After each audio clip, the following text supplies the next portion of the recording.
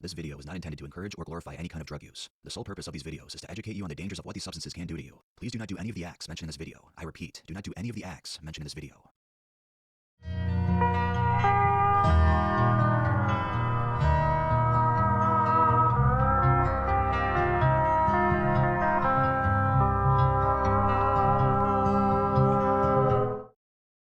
Welcome to the world of Tales from the Trip.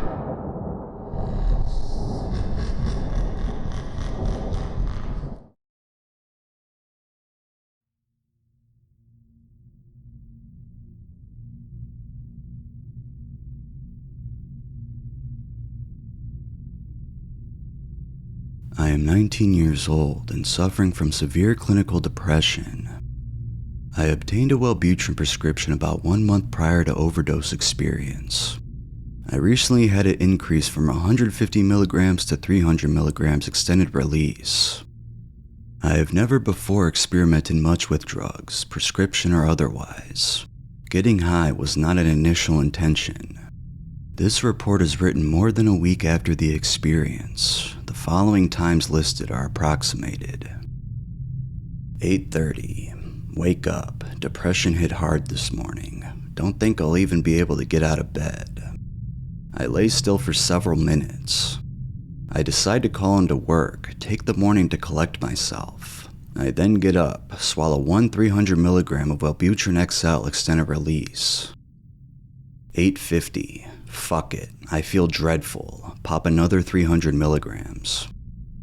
9:45. I start to worry if I had taken too much. Do a quick search to learn that 450 milligrams per day is not recommended to be exceeded, although I find out a lethal dose won't be any lower than 5.5 grams. Good, I think, because for the first time since my depression was diagnosed, I'm starting to feel at ease. 10. Swallow third pill. 10:30.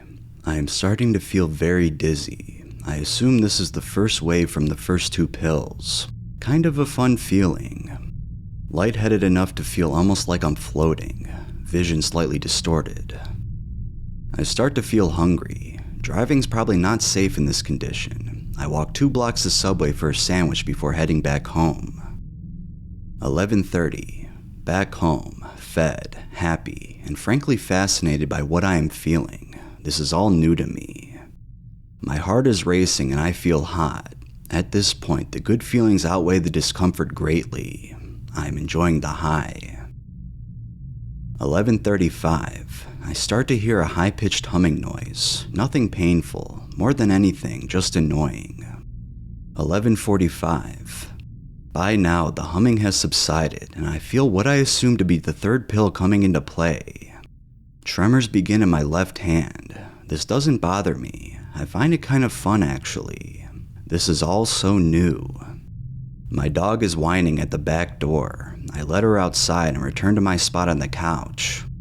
Walking is getting harder as my limbs have begun to feel slow and heavy, especially my arms. 11:50. I am sitting on the couch, submerged in my experience.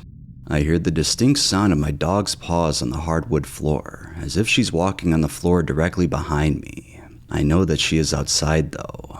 However, the sound was very clear. I turn to look as if there was any way I could be wrong. Maybe I did already let her back in. Nothing there. She is still outside. This concerns me, although at the same time, I still feel so disassociated. I also somehow don't care that I have begun hearing things. 12 o'clock. I've let my dog back in. Upon doing so, become so dizzy I nearly fall down. I decide it's best to remain sitting, and I put on the TV and start an episode of The Office on Netflix. 12:05. The faces on the TV are dematerializing. I can still identify the characters, although their features have become a nearly liquid consistency. Soon I notice I can no longer understand what they are saying. It sounds like gibberish, like I suddenly no longer know how to speak English. I say my own name aloud, and all I can hear is my voice babble. I still don't know if I can understand my words or couldn't speak them. This sensation fades within minutes. I let the episode run its course. 12:20. Feeling sick to my stomach, I'm going to my room. I need to lie down. I fall asleep for about 3 hours. 3:30. I open my eyes to the ceiling doing somersaults. This is weird. Tremors in my arm growing more powerful. I will lift 1 or 2 fingers involuntarily and they will stay erect for minutes on end. When I lay my arms flat across my stomach, within seconds they become very heavy. I feel them on my stomach as if they belong to someone else. Very disassociated. 3:50. Staring off at the picture on my wall, it blinks at me. 4:15. Finally feeling stable enough to sit up, I see my pill bottle on my desk. Almost without thought, I pop the cap open and swallow 2 more. Dosage now accumulated to 1,500 milligrams, 5 times my prescribed dosage. Fast forward a few hours. 6:30. My roommate comes home. I'm lying on the couch. Tremors have become extreme. I can't remain still for more than maybe 20 seconds before an arm or leg jerks upwards. She becomes understandably worried about me. I am growing worried too. 7 o'clock. Laying with my eyes closed causes me to become almost as dizzy as keeping them open does. I can see circular swirls on the insides of my eyelids. Each time I relax, it feels as if I'm being pulled downwards out of my body. This feeling always ends with a massive tremor, usually causing me to jerk upwards with my entire torso, which then shakes for several seconds before I am released and able to lie flat again. 7:30. By now, I am grinding my jaw, sticking my tongue in and out of my mouth, puckering my lips, all unintentional. I am mumbling incoherently when not speaking. My speech has developed a shaky stutter. My heart has never beaten so fast before. I can see it in my chest. I am hoping this starts to wear off soon. 8:15. My roommate asks if I need to go to the hospital. At this point, I disclose to her news of my overdose. We head to the ER. 9:30. In the emergency room, nurses request a urinalysis. I comply and head into the restroom, black out. I wake up laying down somewhere, bright lights above me. I can hardly see or hear anyone or anything around me. I feel several hands on my body. 9:35. My senses stabilize and I see 2 nurses strapping pads to the side of the bed I am now on. I see my roommate with tears in her eyes. The nurses tell me I had suffered a seizure.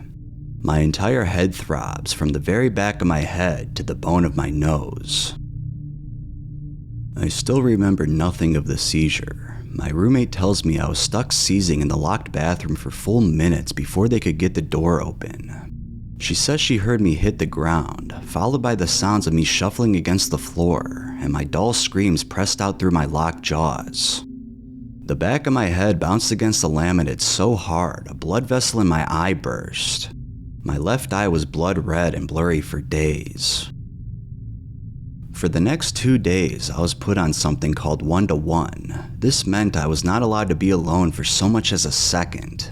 A nurse or tech was present at all times. I even had to pee with the door open. Seeing as what happened last time I closed the bathroom door, this was understandable. I was finally released the morning of April 9th, 8 days later. This was by far and large the scariest experience of my life. I went through mandatory suicide counseling while in hospital, as I was admitted after an intentional overdose, and it did in fact help me with improving the headspace I was in prior to taking the pills. I have been put on another medication, which is being administered week by my parents. This is not a drug to be loosely experimented with. I am very lucky no long-term damage occurred. Despite coming nowhere close to a lethal dose, I still managed to nearly get myself killed.